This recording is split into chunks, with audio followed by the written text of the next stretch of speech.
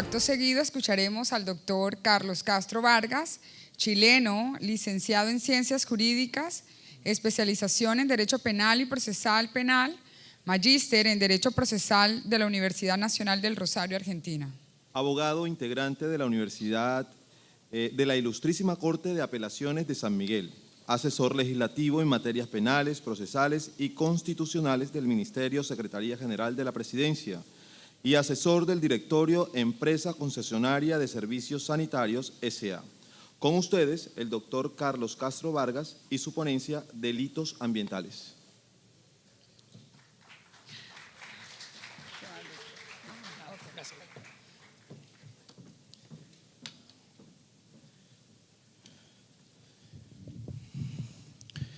Buenas tardes. Primero que todo, mis agradecimientos a la organización por esta nueva invitación que me han hecho a este evento académico.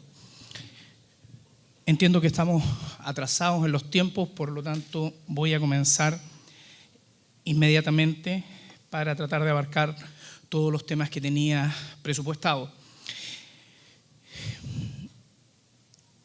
En estas horas de trabajo, creo que el enfoque más importante tiene que ser dado y entregado a los estudiantes, porque son ellos los que de alguna manera tienen que continuar, como se dice en el atletismo, esta posta en cuanto a la protección de estos importantes derechos que entendemos de alguna manera están siendo vulnerados por los propios seres humanos.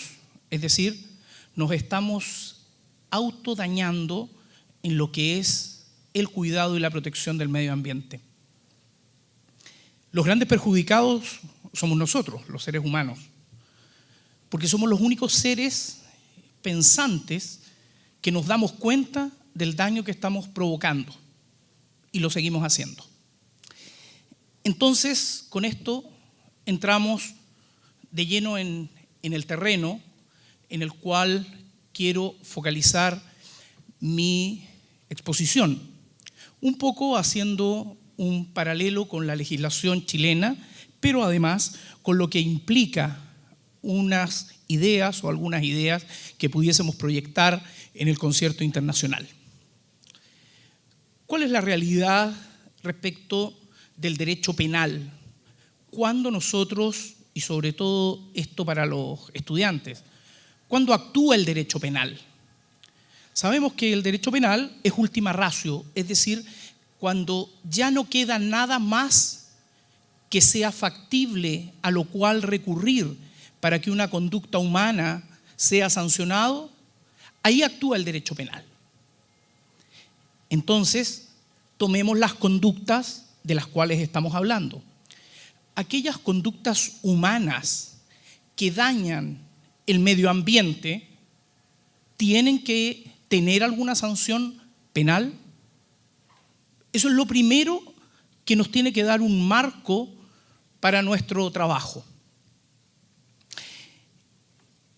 Quiero leerles brevemente lo que señala nuestra Constitución en Chile, para que veamos de qué estamos hablando. El artículo 19, en su numeral 8, dentro de los derechos y deberes constitucionales, señala: el derecho a vivir en un medio ambiente libre de contaminación. Es deber del Estado velar para que este derecho no sea afectado y tutelar la preservación de la naturaleza. Suena bonito, ¿verdad? Suena llamativo, pero además suena bastante centrado en lo que es un principio básico de responsabilidad. Parece que tenemos un Estado que es responsable, pero también que tenemos ciudadanos que tienen derecho a exigir esto. Resulta que dentro de lo que es la legislación chilena tenemos una herramienta procesal que nosotros denominamos el recurso de protección. El recurso de protección para nosotros es una herramienta que nos permite el poder pedir que el juez o los jueces reviertan situaciones que vulneran derechos o garantías constitucionales. Dentro de esos derechos y garantías constitucionales están aquellas del artículo 19. Llama la atención, eso sí, que nuestro legislador, no obstante esta consagración que se hace al derecho a vivir en un medio ambiente libre de contaminación, resulta que no le da la herramienta de poder al ciudadano recurrir a través del recurso de protección. Entonces, ¿qué hacemos? Esta no es la vía. ¿Qué otras vías van quedando? Conceptualmente está quedando la vía administrativa. La regla general es que la vía administrativa tienda solamente a que el Estado recurra a lo que son las clausuras y las multas. Pero realmente no se dimensiona la dañosidad de los actos que se están persiguiendo. Entonces, ¿qué es lo que uno se imagina? Bueno, para eso está el derecho penal. Contestar esto es complejo, porque si nosotros hablamos del derecho penal, ya dijimos que era última ratio, sí, pero también es un derecho que persigue las acciones dolosas, algunas culposas también, pero personalísimas. La regla general en Latinoamérica es que tengan solamente responsabilidad penal los seres humanos, las personas naturales, y no las personas jurídicas. Yo les hago la siguiente pregunta y veamos una situación, porque el derecho son situaciones concretas. ¿Qué pasa si una empresa X emite contaminantes a la atmósfera en una ciudad cualquiera? La regla general es que esa contaminación pase, se eleve y sea transportada por los vientos, quizás ¿a dónde? Precipita. Y puede que esa contaminación que provocamos nosotros produzca sus consecuencias a muchos kilómetros de distancia. En mi país esto ocurre porque nosotros tenemos un territorio en el cual los vientos son muy fuertes, porque nuestro país tiene, ustedes saben, de norte a sur la cordillera de los Andes. La cordillera de los Andes funciona como una muralla, y esta muralla impide muchas veces que ¿cómo se dice?, la contaminación pase a otros países. A Argentina, por ejemplo, nosotros en Santiago tenemos una de las ciudades más contaminadas del mundo. Santiago tiene un índice de contaminación, al igual que Temuco, que es otra ciudad al sur de Chile, con una alta contaminación. Por suerte, la cordillera de los Andes hace que seamos los que producimos esa contaminación, la sufrimos y no se la traspasamos a los argentinos. Pero ¿qué ocurre si la cordillera de los Andes no existiera? Contaminaríamos nosotros y las consecuencias las tendrían nuestros vecinos. ¿Esto ocurre? Sí, ocurre, y ocurre habitualmente. Pregunta y problema: ¿a quién sancionamos? Respuesta: 1, a quien contamina. ¿Ya? ¿Y quién contamina? La empresa minera. Las mineras son de los grandes contaminadores ambientales. Sancionamos al gerente general, al gerente de operaciones, al dueño de la minera. ¿Y qué pasa si la minera es del Estado? ¿A quién sancionamos? Entonces, surge el problema de que para que nosotros podamos comenzar a tipificar delitos, es decir, aquellas acciones que van a ser sancionadas, lo primero que tenemos que hacer es ponernos de acuerdo qué vamos a proteger. Es decir, cuál es el bien jurídico protegido. Y fíjense que nosotros tenemos una Ley General de Bases del Medio Ambiente. Suena bastante pomposa, que es algo importante. Miren la definición o el concepto que hace de medio ambiente. Dice: el sistema global constituido por elementos naturales y artificiales de naturaleza física, química o biológica, socioculturales y sus interacciones, en permanente modificación por la acción humana o natural y que rige y condiciona la existencia y desarrollo de la vida en sus múltiples manifestaciones. La verdad, si yo leo ese concepto, no me aclara mucho la situación de qué vamos a entender por medio ambiente. Pero lo peor es lo siguiente: si yo no tengo claro cuál es el concepto de medio ambiente, podré crear figuras punibles, es decir, acciones que vayan a ser sancionadas como vulneratorias de un bien jurídico que no tengo claramente definido. Me parece que es difícil. Me parece que es sumamente difícil hacer una cosa así. Si no tenemos claro el bien jurídico que pretendemos proteger o tutelar, ¿cómo vamos a saber cuáles son las acciones que dañan a este bien jurídico? Es un problema, y es un problema bastante importante e interesante. Resulta ahora que los delitos medioambientales podríamos nosotros decir que son aquellos que ponen en riesgo la salud e incluso la vida humana. ¿Pero son solo eso? ¿Es solo la vida humana la que se pone en riesgo con estos tipos de delitos? Hay distintas corrientes que han ido avanzando en lo que es el desarrollo de estos tipos de delitos. No vamos a entrar a la discusión ahora de si es solamente o no la vida humana. El tema es otro. El tema es cómo sancionamos estas conductas. Es decir, conductas que primero vamos a tener que ponernos de acuerdo cuál es el bien jurídico y cuáles son estas conductas. Pero teoricemos. Dos opciones. Si pudiésemos ponernos de acuerdo en cuáles son las conductas, ¿cómo las vamos a sancionar? La respuesta, amigos míos, en un primer momento se ha dado siempre por parte de la sanción de carácter administrativo.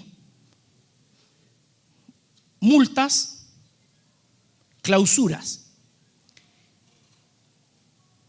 ¿En quién radica la potestad entonces de esa sanción? En el Estado, ¿verdad? Sí, pero ahí surge nuevamente otro problema. ¿Quién es uno de los máximos contaminadores? El propio Estado. Y si es el propio Estado uno de los mayores contaminadores, pero además es ese mismo Estado el que tiene la iniciativa legislativa, ¿ustedes creen por ventura que ese Estado va a proponer una legislación que se sancione a sí mismo? No, ¿verdad? Es decir, eso es ilusorio. Es decir, está bien que estemos en un idealismo, pero no podemos ser tontos, pues, ¿verdad? Es decir, está bien que en las campañas políticas, por ejemplo, comúnmente nos cuenten, y perdonen la redundancia, pero nos cuenten cuentos, ¿verdad? Desde pequeños nos contaron cuentos. Pero creo yo, mis amigos, que a esta edad, creernos los cuentos, ya estamos llegando a niveles bastante ilusorios.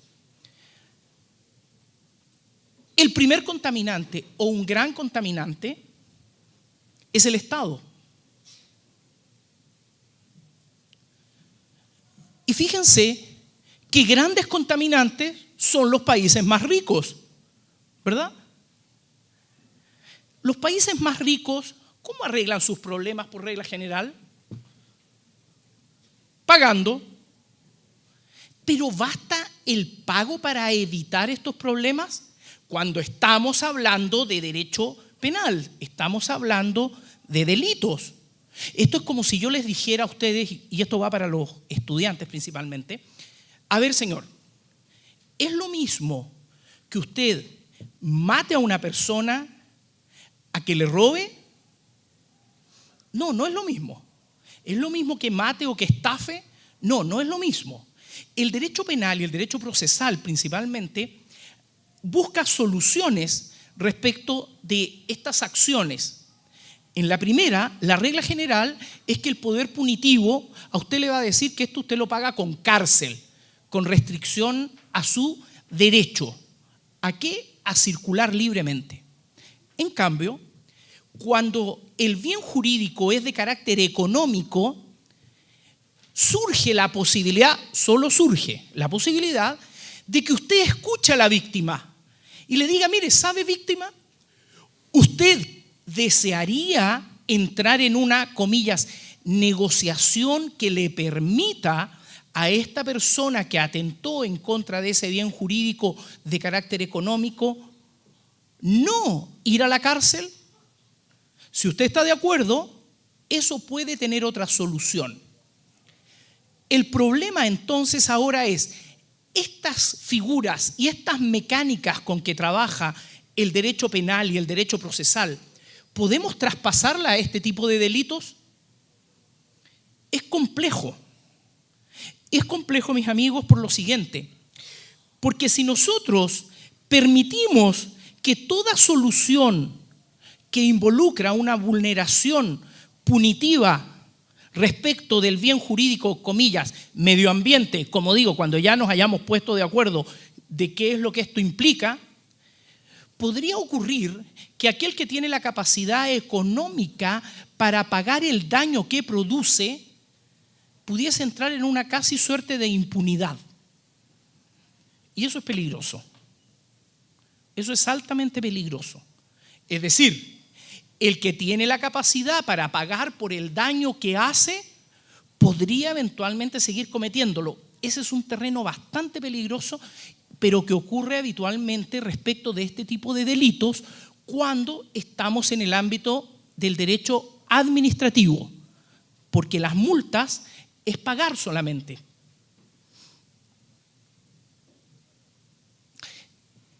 Si nosotros hacemos un símil, e insisto, y me van a perdonar los profesionales, ¿ya? Pero si nosotros hacemos un símil con los estudiantes y decimos, ¿cuál podría ser una pena de muerte pero para una persona jurídica?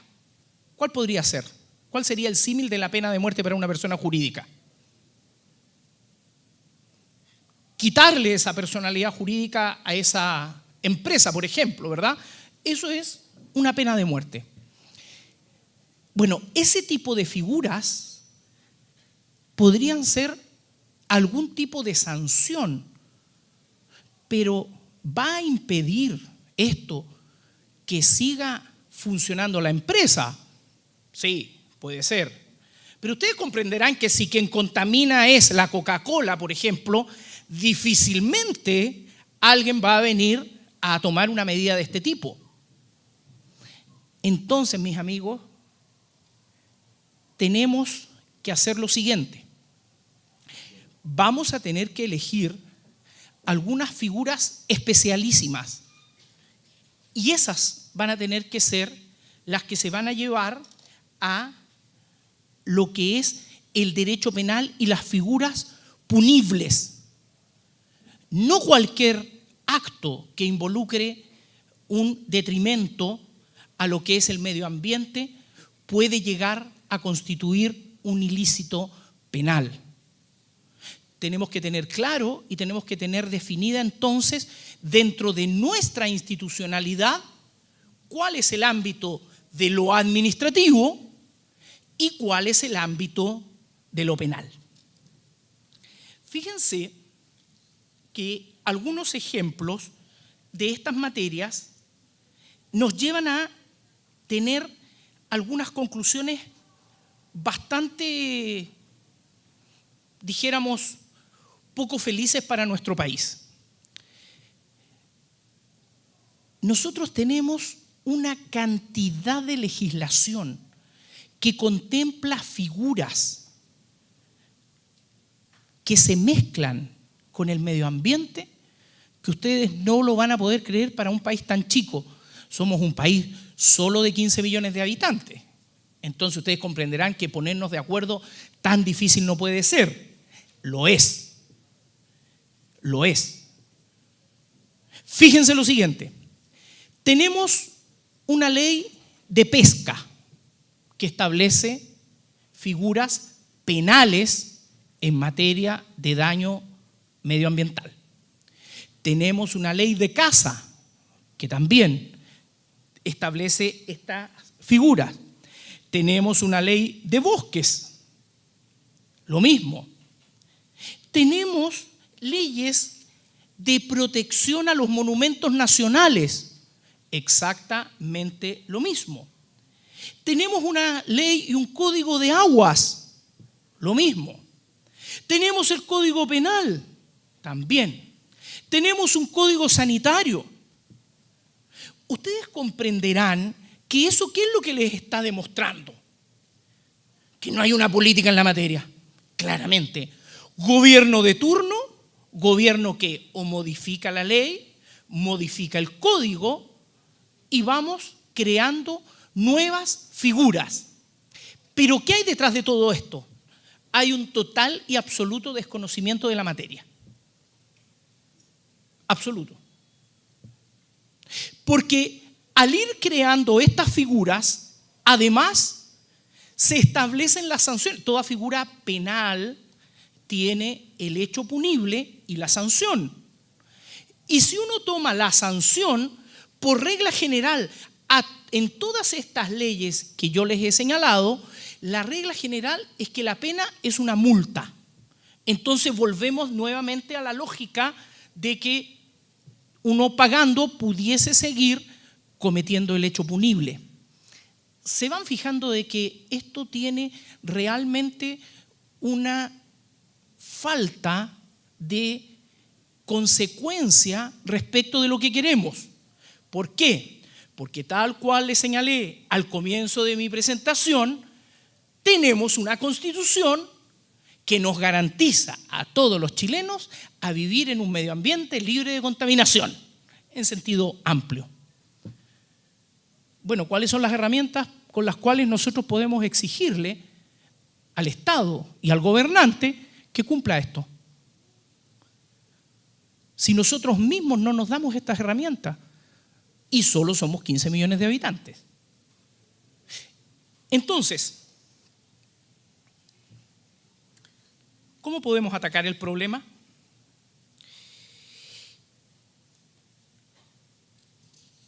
Yo creo que de alguna manera debe existir algunas cuestiones que tenemos todos que ponernos de acuerdo en lo siguiente. A ver, hay actos, como señalé este ejemplo de quien contamina a la atmósfera y esto se puede mover, involucra una acción que tiene una repercusión dañina a nivel internacional. ¿Qué ocurre con el caso de los ríos, por ejemplo? Si yo contamino en donde nace el río, este se desplaza y cruza más de algún país y yo arrastro esa contaminación. Pregunta, y lo conversaba un profesor de España en la mañana, ¿cuál es el tribunal competente para sancionar? El país que sufre la contaminación, que puede ser uno, el país que contamina, que puede ser el otro, el país que conduce por no tomar las medidas. Fíjense que pudiese ocurrir en el mismo ejemplo que decía el profesor, podemos estar años solo poniéndonos de acuerdo cuál va a ser el tribunal competente. Parece bastante absurdo esto, pero es así, esa es la realidad. Y en segundo término, cuando nos pongamos de acuerdo cuál va a ser el país que va a juzgar, pongámonos también de acuerdo qué legislación le vamos a aplicar. Porque por un principio de territorialidad, uno podría decir que va a ser la legislación del país que va a juzgar. Sí, pero si son nacionales, como veíamos, personas naturales o personas jurídicas, porque es el otro punto que vamos a tener que ponernos de acuerdo, ¿ya? Si vamos a sancionar a personas jurídicas, recordarán ustedes que esas personas jurídicas nacieron al amparo de una legislación. ¿Puede venir la legislación de otro país a aplicarle esto que decíamos hipotéticamente, esta pena de muerte, quitándole la personalidad jurídica un país respecto de otro país? Yo creo que no lo van a respetar. No lo van a respetar.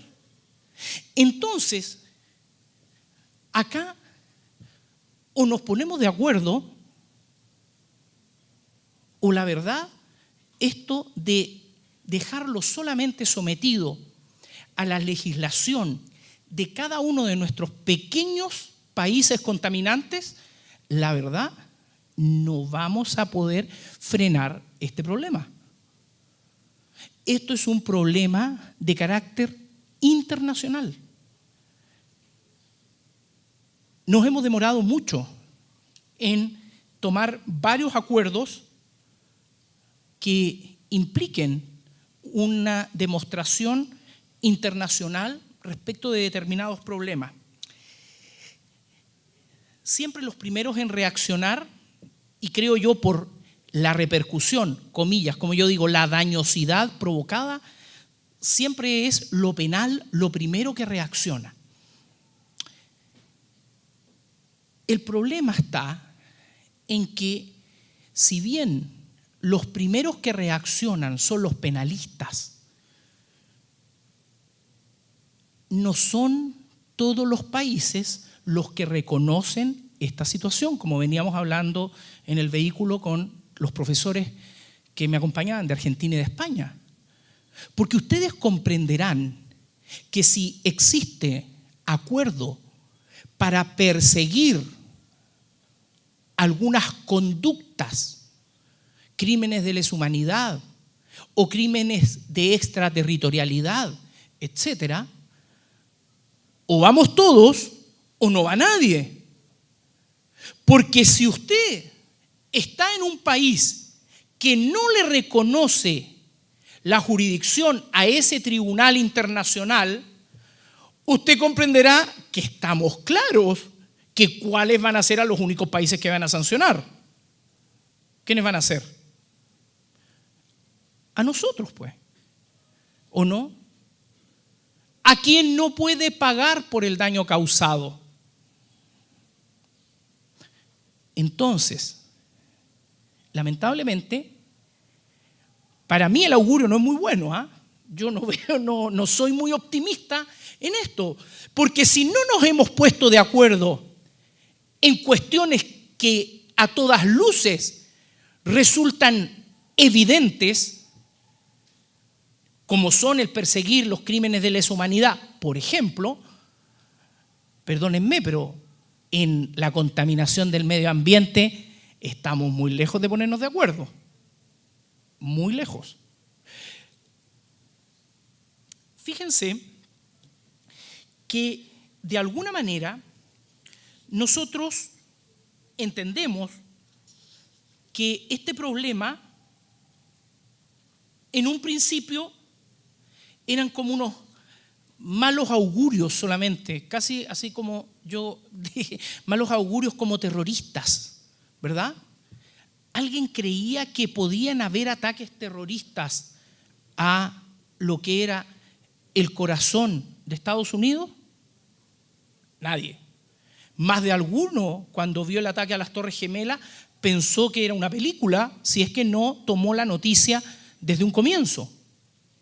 Bueno, aquí nos va a pasar exactamente lo mismo.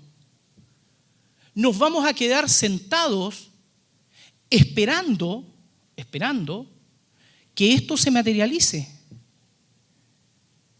que los grados de contaminación, los grados de devastación llegue a tales niveles que no nos vamos a dar cuenta cuando los seres humanos tengamos que ir reduciendo nuestros espacios de vida, cuando no tengamos dónde sembrar, cuando no tengamos nada que cosechar, cuando no tengamos dónde dejar a nuestros animales, cuando no tengamos agua. Fíjense ustedes que mi país, en el cual turísticamente con nuestros vecinos argentinos veíamos los glaciares, hoy es impresionante porque los glaciares se quebran y se pierden en el océano. Océano al cual le ha subido la temperatura, por lo tanto las aguas se derriten y cada vez nuestros glaciares ya no son ni siquiera zonas turísticas, son zonas penosas de ir a verlos como están. Entonces, ¿qué podríamos hacer? Confiar en los jóvenes. Porque lo que hicimos los más viejos, ya es difícil que lo solucionemos los más viejos porque ya no nos pusimos de acuerdo. Los jóvenes, de alguna manera, tienen una cultura diferente en lo que es el cuidado del medio ambiente. Y yo creo que las medidas, la verdad, no van por el derecho penal. No van por los tribunales internacionales porque no nos vamos a poner de acuerdo y los grandes no lo van a aceptar. Yo creo que las soluciones van por preparar a nuestros jóvenes en el cuidado del medio ambiente, en la protección del medio ambiente. Hoy, yo, por ejemplo, veo que en mi país se tomó una medida que ustedes, no sé si la tienen o no, se prohibieron por ley, las bolsas plásticas. La bolsa de supermercado, hoy día tú en Chile vas a un supermercado y no hay bolsas plásticas. No existen. Entonces uno dice, bueno, ¿cómo voy a ir al supermercado y todo lo que compre, bueno, lo que te alcance en los brazos nomás? ¿Ya? Y si no, la otra es que entres en el negocio del dueño del supermercado. Y ahí es donde el tema a mí me empieza a molestar. ¿Saben por qué? Porque por ley se suprimieron las bolsas plásticas en todos los supermercados en Chile. Pero resulta que la bolsa plástica te la daba el supermercado. Tú llegabas, hacías tu compra y había un muchacho, una muchacha que tú le dabas una moneda y él metía tu compra en esta bolsa plástica y tú te ibas con tu bolsa plástica. Se acabó la bolsa plástica. ¿Qué apareció ahora? La bolsa reciclada, no contaminante. Fantástico, ¿sí o no? ¿Es bueno eso o no? A mí me parece que sí. Pero tiene un pequeño problema la bolsa reciclada. Te la vende el dueño del supermercado. ¿A qué les parece esto?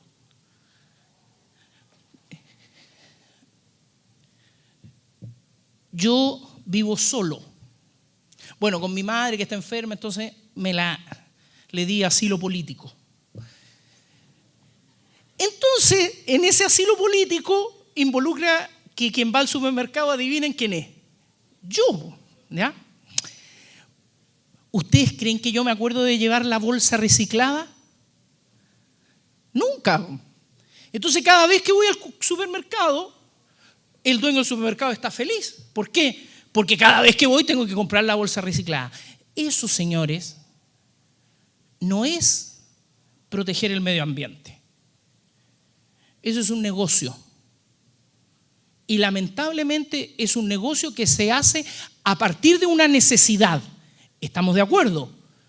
Pero si nosotros realmente quisiéramos enfrentar esta situación, quien debería poner esa bolsa reciclada es el Estado, pues.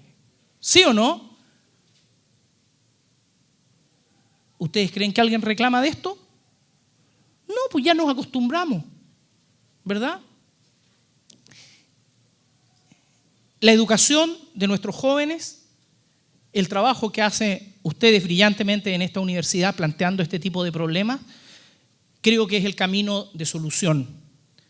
Yo le tengo fe a los jóvenes, tengo esperanza en que ellos sí van a poder hacer algo positivo y no este tipo de soluciones que la verdad son penosas, son lamentables, porque solamente están hechas por el interés económico. Tengamos esperanza, tengamos mucha credibilidad en los jóvenes. No será el derecho penal el que solucione esto y sí puede ser un trabajo de culturización en cuanto a qué es lo que necesitamos los seres humanos para hacer un medio ambiente absoluto y totalmente sustentable. Muchas gracias y con todo cariño de siempre.